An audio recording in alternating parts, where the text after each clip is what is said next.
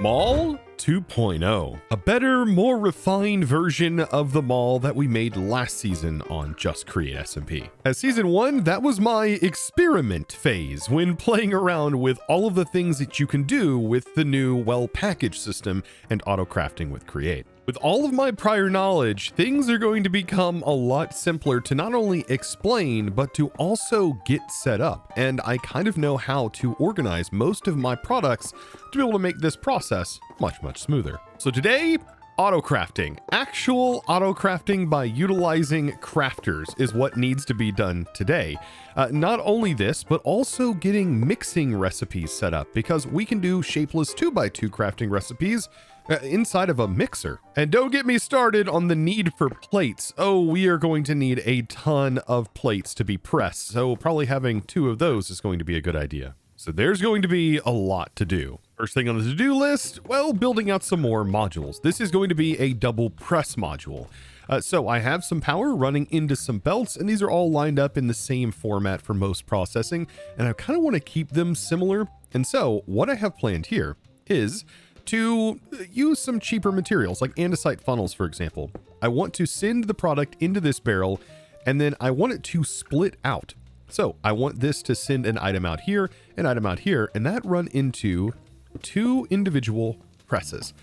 Like this. Perfect. After they get processed, then we want to just pull it back into the funnel, and this is going to land on a depot, meaning that items on this belt won't get backed up or anything like that. They should just go immediately into this barrel, and then we can use some redstone to be able to send this a pulse, much like we're doing for everything else, and send it back to main. I'm going to need more frog ports, and I did fill this hole last episode in order to sort of troll Blockdown whenever he logged back on, because he logged off right here, and definitely left a little sign that says lol. But I am going to be needing these frog ports back. Yes, these are kind of expensive actually. Then I got my packager on top of my barrel. We have our main receiving frog, which is going to be named Press 1. That's just my naming convention that I'm using right now. And then a regular frog port on the front with only send packages, and then a sign on the packager to address it to main. And in case you missed last episode, the reason they are named main is because these frog ports right here send back into our item vaults,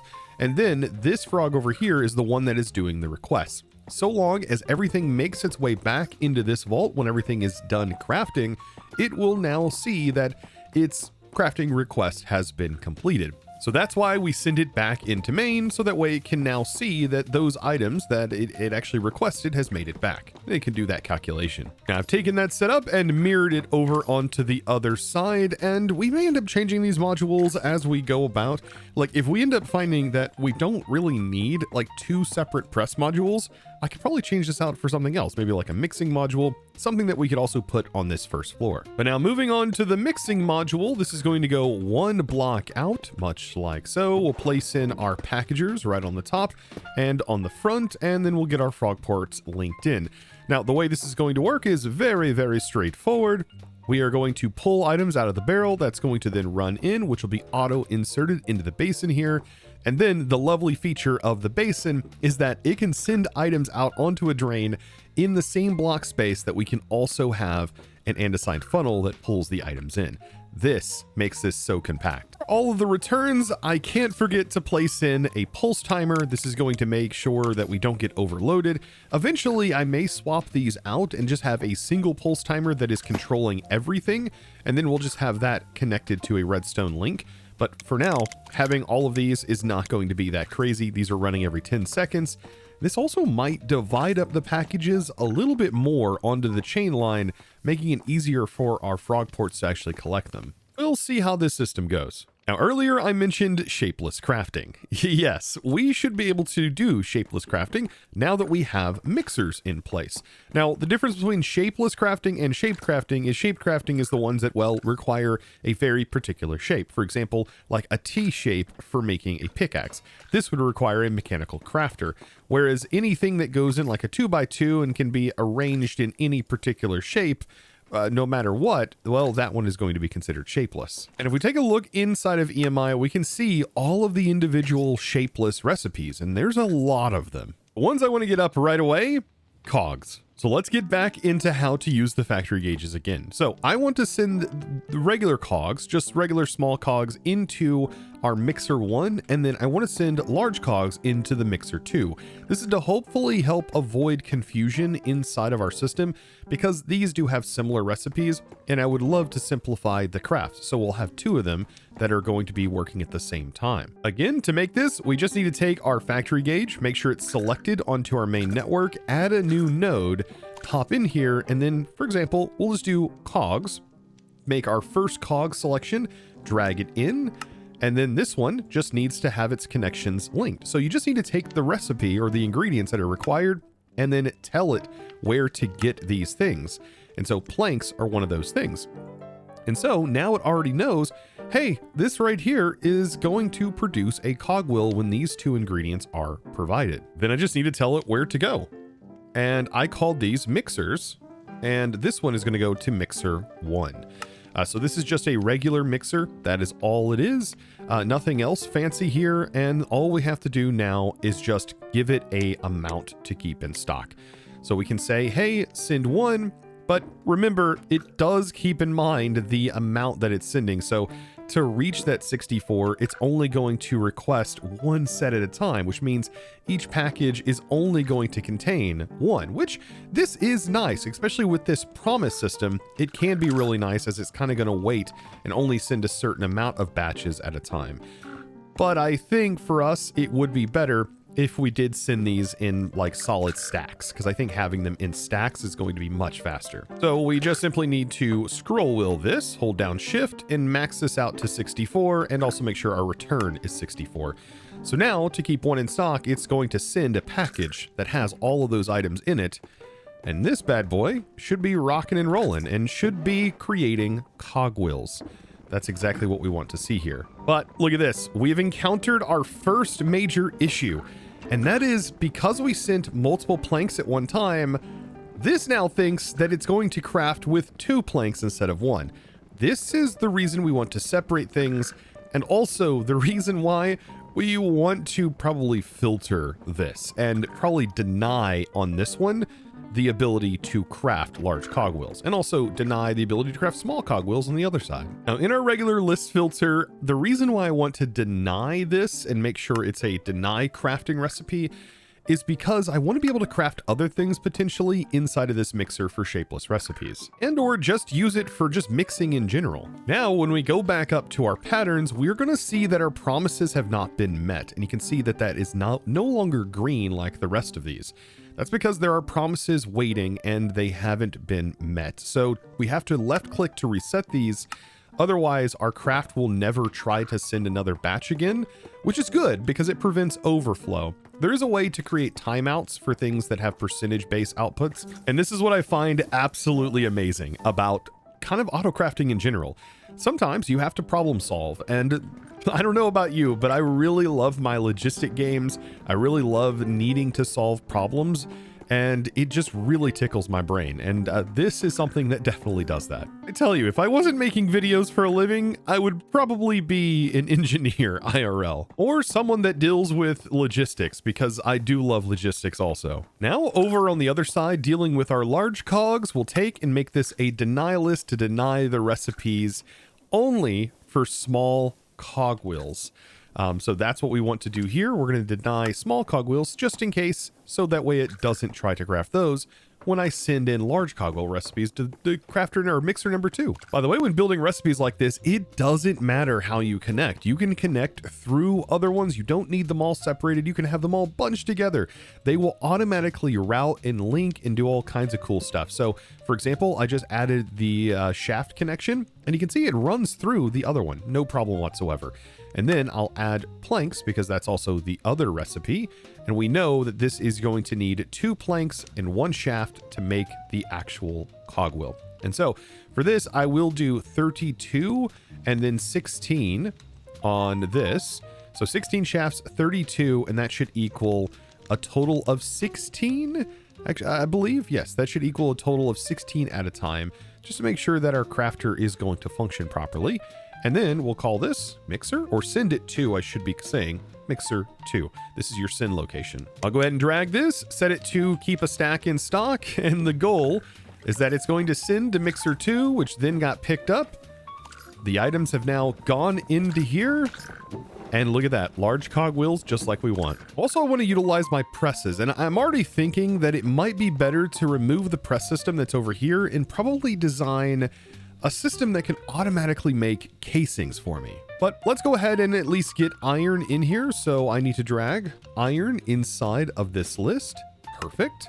So now that shows how many is inside of this vault. Then I can start to make things like sheets, right? We can now take this and do sheets, specifically iron sheets, because that's what I have at the moment. And we can also make gold sheets, but as of right now, sheets is what I need.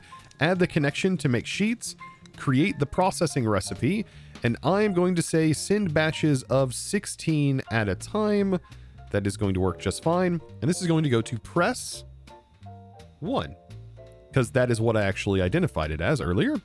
And then we'll just drag and set this to keep a stack in stock. The goal is that I labeled everything correct. It makes its way around, then gets picked up and starts double pressing, which is exactly what we want to see. That should be fairly quick at making sheets. And then notice this right here says that there's no more iron in stock, and that should then send a request from this frog down here to restock the iron, in which it has. Once a bunch of packages start flowing around, we are going to run into an issue where this frog is going to fill up with a bunch of packages as the insertion from our packager itself is going to be a little bit slow, and that's why I have multiple here. But I just realized, unlike last season, I can't place items into this. I don't know when this was changed or why this was changed, but I can no longer hard buffer or limit with items inside of the frog port. So this has no control now, which I think was a kind of an L change, not a W. Having the ability to fill this up, well, that was very, very helpful, considering you could have multiple crafters, and instead of changing their names up here, you could just see, well, this one filled up, it's labeled the same, so it would skip on the line and then the next frog would pick it up. So instead, what we may end up doing is on each floor, this floor, for example, will be frog main 1, and then we'll have frog main 2 and main 3, depending on the levels. We'll have to see if this starts to become backed up at any point. Yet again, it's one of those things where I mentioned problems to solve, and I'm loving it. Okay, with all that out of the way, back to the casing maker, because the casing maker is really going to make all of this auto crafting possible, and is one of the biggest hurdles, I think, to get over. Once we have this thing, it's going to be smooth sailing from here, allowing us to make gearboxes and just about anything. So the way we're going to do this, we have a deployer with a chute directly on top, and we have the same belt line that we were using for our press system. And then what I want to do is on top of here, I want to place a depot. And this depot is going to have a funnel that allows us to pull items in to this chute. And then that chute is going to send the items into the deployer. So down here, we're going to have two separate filters. We're going to have a brass that is going to be filtered to only send out those stripped logs very specifically. And then this one is going to be the catalyst, the thing that is going to change our stripped logs. And so this right here needs to send items onto something special, and that is a weighted ejector. What I want to do with the weighted ejector is have it throw the items up, once it receives them, up into here onto this depot, which then will feed into our deployer. Make sure this receives some power. I am going to move the belt line back one, and that is going to connect up to this. With the power carried through, that should drop down, and we should be able to see that if I throw an item onto this, it should land up here and now end up inside of the deployer. For the bottom side, I'm going to make a list filter that is going to contain andesite alloy, brass, copper, and also sturdy sheets. And then we can place that into here. For the front side, the only thing we need to pull into this is a single stripped log. And then, believe it or not, we also need to send in brass casings. That's in case we make train casings with this down the road. And so with that allow filter set, that should be the only thing that comes out of here. Now we just need to test this out and make sure that our weighted ejector is going to actually receive the items correctly, because we may have to do some finagling here, as I have in the past, with limiting items and so on. But I'm pretty excited about this. If anything, we can easily now make andesite casings. So I'm going to make sure that is selected, add my connection, which is going to be andesite, and then also add stripped logs, both of which are now ready to go. And let's make sure to set these to like 16 at a time. we go. Perfect. 16. And then with this set, we are going to have to create a new location. So I am going to change my press system, and this is going to be called casings. Casings here, then casings here. Then we just need to start this, set it to a stack, and let this rip and see if this weighted ejector is going to correctly pull the items out, which it definitely doesn't, which is a common issue with the weighted ejector for some reason. So I do want to set this to exactly 1. Yes, and with it set to exactly 1, for some reason, it decides it wants to work, which is tossing it into here, placing it down, and then bam, this is creating casings for us, which are then getting shipped off to complete the promise. I am really starting to feel good about this base level, but now for the fun part. Setting up auto crafting, shaped crafting. And this is an entirely different segment of the way that we can use these factory gauges. Now I do want multiple crafters, and we may end up having more as we go, because I really want some crafters to be focused on like 1 primary thing or 2 primary things, and kind of rotating through those, because we really don't want to overload these crafters, which are definitely doable now. And that's because I can't buffer this darn thing anymore. We can't put items inside of the buffer slots.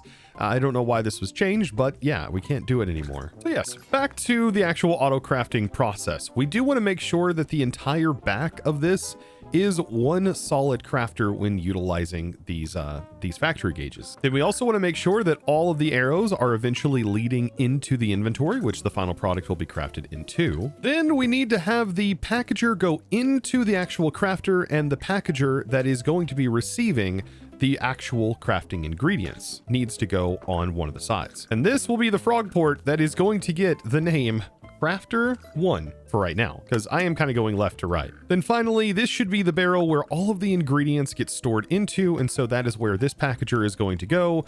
And then we'll also have this frog port linked to the chain also, and this one is just going to be a sending frog. Then just like everything else, timer. And I'll set this to 10 seconds also. Now, I have been thinking about this load distribution issue with our frog ports, but yes, it is going to be a little bit more complicated to handle, as we would have to drain the inventory from the frog itself and not necessarily send it immediately into a packager. Instead, what we would do is we would send it onto a belt and then funnel that along to multiple crafters, which might be a solution once we get further along, because it's a lot easier to load balance a belt than it is to load balance these frog ports with so many inventory slots. With that done, it is time for the exciting part, actually doing our auto crafting.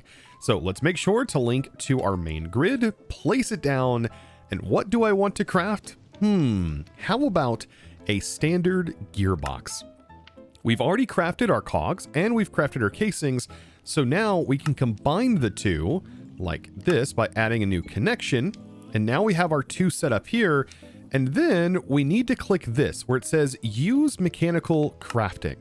Once done, we now have this set up, and I don't know what this means with extend with 3. Extend with, no, I think we're good. So we don't need to bother with the extend with. This is exactly what we need right here.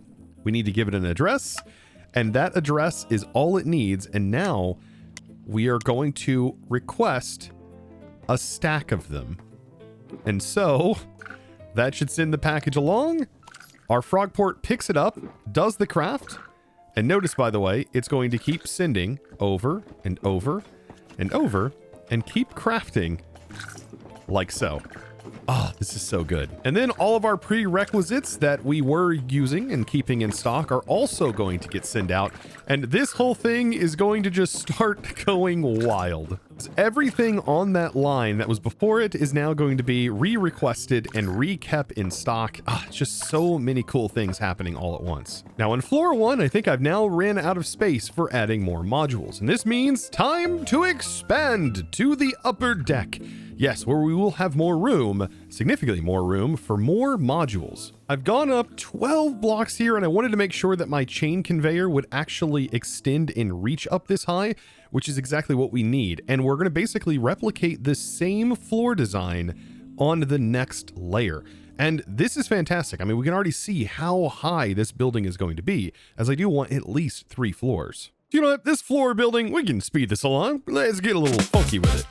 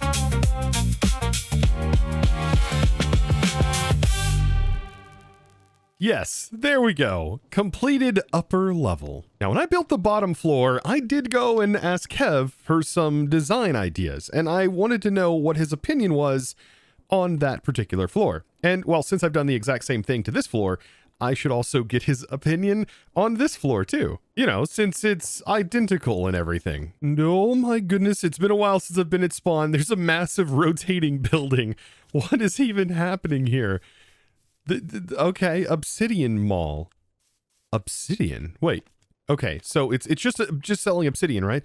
Oh, thank goodness. I thought Foxy had already made a competitor mall, and I was about to be blown away. All right, I've got to find Kev. Kev! Oh, I think Kev's all the way over there. Kev! Mr.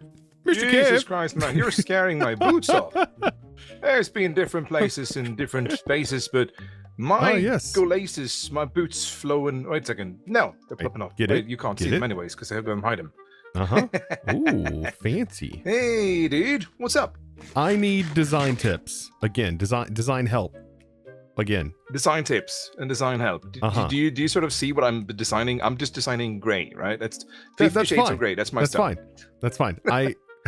Okay. I need you to give me a review. A review. Yeah, just like last time. So last time I asked you for some design tips. Last time on Chosen is base. Yeah, for the design tips and ideas. Yes, and exactly. I was like, I was like, okay, the floor plan. Like, what was your thoughts on the floor plan here, right? And so I took some ideas. Leave it open. Yeah, you definitely did. So and you definitely did. Yeah. And so the idea, I took some of your advice. It was fantastic. And then Dude, I wanted your advice. I wanted your advice on the next level. Can I just double check with you that you're not asking me to do the opposite? Is that? Oh, no. Like, this is. I was just wondering, like, what's your thoughts on the design on this one? Is it supposed to be an open floor like this? Is the building gonna go around it? What do you mean go around it? This is there is gonna be a building around it. Yeah. Yeah, that's what I mean. Like, it's gonna be covered with walls and things, right? Yeah. All right. So this is the third floor. Technically floor 2 of the main Let me just double floors. check a thing here. I'm That's like, ground floor. were there offices down there? Yeah, we gotta check the bottom floor. Let's see if I see any offices on the previous floor, dude. Oh yeah, no offices yet. Those are okay. They're high. You know, you got to put the offices way up. There's still another layer that's going to go up here. Ooh, last time I spoke to you, you said like 3 floors potentially, and now there's potentially more. Interesting. Well, okay. I mean, the bottom's ground floor. That one's floor 1. This is floor 2, and then there'll be a floor 3. Right. Well, I mean, and then there may be a penthouse. If you start at floor 0, that would technically mean that. Like, you know, clever, right? So this floor. Well, could you just quickly run me through what exactly you have on floor 2, so I understand where we are in the process of things? Okay. This right here. What's that? This is the Autocrafting main network system. Okay, stop right there. I don't want to know anymore. I'm already getting a headache. Yep. Let's go up and ponder your final floor. Not your final, but your third floor then. Okay. A modular floor for more modules. Yeah. Okay. Well, I mean, since I have no clue what your models are going to be like, it's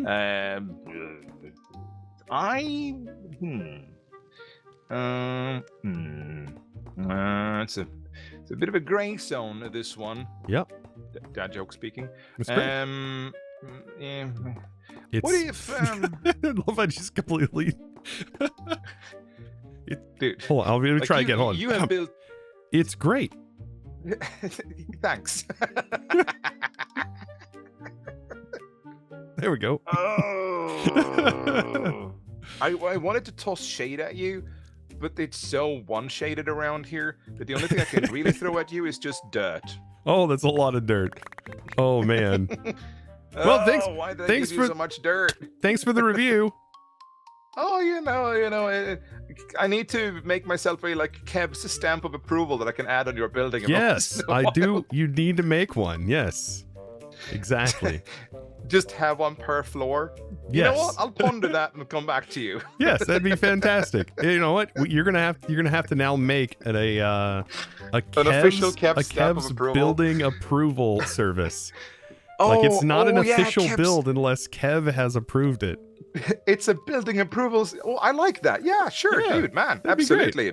Building approval agency. That's going to be on my to-do list. Don't worry about it. I'll be back at some point with approval, potentially. I don't know. Maybe. Sounds good. Bye, Kev. Look at that. I got a clipboard. Interesting. Stamp approval bit. Dude, are you listening or something? Huh? No. No, never mind then. Bye, Kev. Bye-bye. Good luck. Thank you. Well, I'm more confused now than I was last time, but I think at least now we may get a stamp of approval. I would take that. Come to think of it, would you give me a stamp of approval? Okay. With those shenanigans out of the way, let's talk about our next major module, which is going to be on this floor. And this one is going to be our auto fan module, which we have our fan, then we have our source, and then it is 1, 2, 3 blocks out till we reach our barrel. This will make sure that it is going to be slow enough to process without the need of filtering, which is very nice, by the way. And it is just powered back here from a regular water wheel. We don't want this tapped into our regular network, otherwise it'll make the fans way too fast. And I don't want to have to go about sort of slowing things down. I would rather just have this set the way it currently is. So there we go. We now have our water in, and eventually I have a plan to tie things into this so that way we can make slime and all kinds of other fun stuff. So eventually we're going to have farms, right? We're going to have other farms that are going to be sprawled about, like a kelp farm and other things. All of those are going to ultimately get tied into this building. At the end of the day, I want this whole place to be sustainable, self-sustainable, by the way. Now, some other things to note about the design that I chose for this and the way I've laid this out. These are in the position specifically lowered down so that way they're not taller than the chain themselves. They can be parallel with the chain, they can be level with the chain, the frog ports, but they cannot be taller or higher up than the chain level.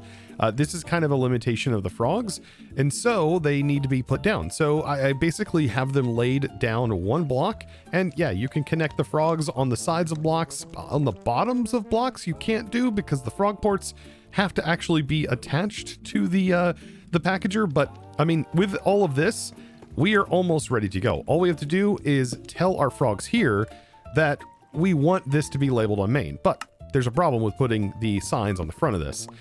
If we give this a solid redstone signal, or even try to pulse this, it's going to shut our andesite funnels off. So what I'm going to do here is place all of my label signs, because these are all next to each other, on the back, and that is going to solve that problem.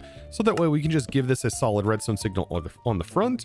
And because this is pretty bulk, it's going to send like at least 16 items every time they finish processing. I think it would be fine for us to just give it a solid signal, at least for now. If we need to upgrade this later on, I think just having a layer of trapdoors with the sensors on the front, the pulse timers on the front, would be more than fine. We've got to remember that this is an ever-evolving project, and this project is going to take a ton of time. It is something that will span several episodes, and even after I am in a state where I go, yeah, this is basically done, there's still probably going to be things that will be approved upon. Now we've got to give our frogs some names up here. So blasting, smoking, washing, haunting, and then finally, I'm just going to call this one coloring for now, as that's technically the operation it's doing. Now, 2 huge things we're going to need now that we have this set up, and that is going to be bricks, auto making bricks, which would be so nice, and also auto making glass, all of which is going to be required for the building itself. So I am just going to attach this on here, and we're going to do 2 separate mains. And so I'm just going to place these, wherever. And what we want is sand, and define, hey, that we have sand in our main stock. So there we go, which we do, it's inside the vault. And then down here, clay. Hey, we got regular clay, so let's keep that and tell the system that this is in stock. Finally, what we want to do is take our sand, we'll click on here, and we want to smelt this, and we also want to make bricks from this. So I can say glass, which is going to be really easy for us to do. I'll take this, click add new connection, make sure sand is selected, and then for this, we will bulk, I would say 64 at a time. I think that makes way more sense. And then blasting is the address that we need to give it, because that's the operation that it's going to. And with that, I can go ahead and set this to a stack. A request should be sent. We should watch this follow all the way up.